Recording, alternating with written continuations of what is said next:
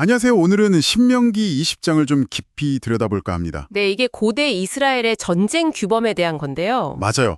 근데 읽다 보면 현대적인 시각에서는 좀 놀랍거나 아니면 좀 생각할 거리를 많이 던져주는 그런 부분들이 있더라고요. 그렇죠. 상당히 흥미로운 지점들이 많습니다. 바로 한번 시작해보죠. 먼저 눈에 띄는 게 전쟁을 앞둔 사람들한테 두려워하지 말라고 격려하는 부분이에요. 네. 그 1절부터 4절 말씀하시는 거죠? 네. 제사장이 딱 나서서 하나님이 너희와 함께 하신다. 겁내지 마라, 떨지 마라 이렇게 외치잖아요. 이게 단순히 사계를 북돋는 걸 넘어서는 의미가 있는 것 같아요. 어떤 의미일까요? 그러니까 고대 전쟁에서는 이 심리적인 측면이 정말 중요했거든요. 그렇죠. 사기가 중요했겠죠. 네, 단순히 군사력만 보는 게 아니라 신이 우리 편이다. 신이 함께한다. 이 믿음 자체가 엄청난 동기부여가 되는 거죠. 제사장의 역할이 여기서 군사적인 맥락에서도 강조되는 게 좀 특이한 점이고요. 신앙이랑 심리전이 딱 결합된 형태라고 볼 수도 있겠네요. 맞습니다. 그렇게 볼 수 있죠. 근데요. 이어서 보면 또 흥미로운 게 나와요. 특정 상황에 있는 사람들은 전쟁에서 빼주는 규정이 있잖아요. 네, 그 면제 규정들이요. 5절부터 8절에 나오죠. 맞아요. 새 집 지어놓고 아직 입주 못한 사람, 포도원 만들어놓고 과실 못 먹어본 사람, 또 약혼만 하고 결혼 못한 사람. 네네. 그리고 심지어는 두려워서 마음이 약한 사람까지 돌려보내라고 하잖아요. 그러니까요. 그게 참 다른 형제들 마음까지 약해질까 봐 그런다지만 두려워하는 사람을 아예 빼준다니 좀 놀랍더라고요. 이 면제 규정들을 보면 당시 사회가 뭘 중요하게 생각했는지 좀 엿볼 수 있어요. 개인의 삶, 가정, 재산, 이런 안정 같은 거요. 그런 가치들을 존중했다는 거군요. 네. 근데 특히 그 두려워하는 자를 돌려보내는 건 단순히 인도적인 차원이라기보다는 오히려 전투력 유지라는 실용적인 목적도 있었을 거예요. 실용적인 목적이요? 네. 공포라는 게 전염성이 되게 강하잖아요.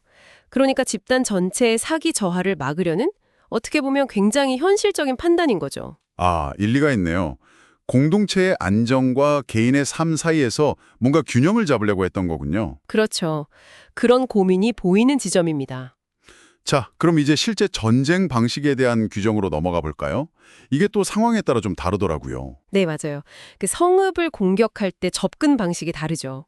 10절, 11절 보면 일단 평화를 먼저 제안하라고 해요. 네, 일단 대화를 시도하는 거죠. 그래서 그 성읍이 평화 제안을 받아들이면 조공 바치고 섬기게 하고요. 그렇죠. 일종의 속국으로 삼는 거죠. 근데 만약 거부하면 그러면 이제 남자는 다 죽이라고 하죠. 12절부터 14절까지 보면 네, 여자나 아이들, 가축 같은 건 전리품으로 삼고요. 이게 고대 전쟁에 좀 잔혹한 현실을 보여주는 거죠. 근데 여기서 중요한 포인트가 있잖아요. 이 규정이 어디에 적용되는가 하는 거예요. 맞습니다. 15절에 나오죠. 이게 멀리 떨어진 성읍들, 그러니까 약속의 땅 밖에 있는 성읍들에 대한 규정이라는 겁니다. 네, 그러면 자연스럽게 질문이 생기죠. 그럼 약속의 땅 안에 있는 성읍들, 그 가나안 족속들한테는 어떻게 하라는 건가? 바로 그 지점입니다.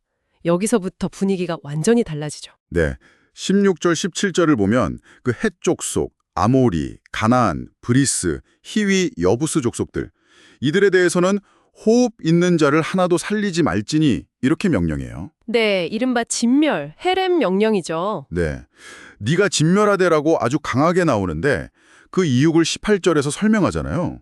그들의 가증한 행위, 그러니까 우상 숭배 같은 걸 배워서 하나님께 범죄하게 될까 봐 그런다고요. 이 진멸 명령은 사실 해석하고 이해하는 데 있어서 굉장히 많은 논의가 필요한 좀 어려운 부분입니다. 그렇죠.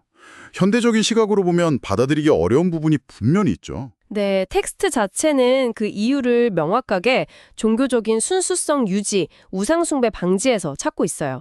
중요한 건 이게 특정 민족들을 향해서 내려진 매우 강경한 명령이라는 사실과 그 명시된 이유를 우리가 일단 객관적으로 인지하는 것이겠죠? 네, 객관적으로 그 내용을 파악하는 게 우선이겠군요. 네, 그리고 나서 이 명령이 가지는 의미나 윤리적인 문제에 대해서 더 깊이 생각해 볼 수 있겠죠? 알겠습니다. 자, 이제 마지막으로 또 하나 흥미로운 점이 있어요. 약간 의외의 규정인데요. 어떤 건가요? 환경에 대한 규정 같은 게 나와요. 19절에요. 그 나무 이야기 말씀하시는 거죠? 네, 성읍을 오랫동안 포위하고 공격하더라도 과일나무는 찍지 말라고 하잖아요. 먹을 것이 되니까. 그렇죠. 식량 자원은 보존하라는 거죠. 근데 과일나무가 아닌 다른 나무는 베어서 공격용 기구를 만드는 데 써도 된다고 하고요. 20절에요. 네, 전쟁 중이라는 극한 상황 속에서도 식량 자원의 중요성을 인식하고 보존하려는 어떻게 보면 굉장히 실용적인 지혜가 엿보이는 부분이죠. 심지어 들의 수목이 사람이냐, 네가 어찌 그것을 애워싸겠느냐 이런 표현까지 쓰면서요. 맞아요. 그 표현이 참 인상적인데 이게 자연의 단순히 정복이나 파괴의 대상으로만 보지 않는 시각을 좀 보여주는 것 같기도 하고요. 물론 1차적으로는 생존과 직결된 자원의 중요성을 강조하는 거겠지만요. 전쟁의 그 가혹함 속에서 발견되는 어떤 뭐랄까 세심함이랄까요? 그런 게 좀 느껴지네요. 네, 그런 면이 분명히 있습니다. 네, 오늘 이렇게 신명기 20장을 통해서 고대 전쟁 규범의 여러 면모를 살펴봤습니다. 병사들에 대한 격려와 면제 규정부터 시작해서 또 원근에 따라서 달라지는 전쟁 방식, 그리고 방금 얘기한 의외의 환경 보호 규정까지 참 복합적인 내용들이 섞여 있었네요. 그렇죠. 정말 한 장 안에 다양한 가치와 현실적인 고려들이 담겨 있는 것 같아요.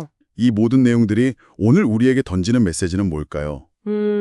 신명기 20장은 고대 사회의 어떤 가치관, 또 전쟁관, 그리고 그들의 신앙이 얼마나 복잡하게 얽혀 있었는지를 보여주는 하나의 창이라고 생각해요. 복잡하게 얽혀 있다. 네, 특히 전쟁이라는 극한 상황 속에서 드러나는 어떤 규범들, 예를 들면 면제 규정 같은 인간적인 면모와 또 진멸 명령 같은 아주 가혹한 면모, 그리고 또 실용적인 자원 관리 같은 측면들이 공존하고 있잖아요.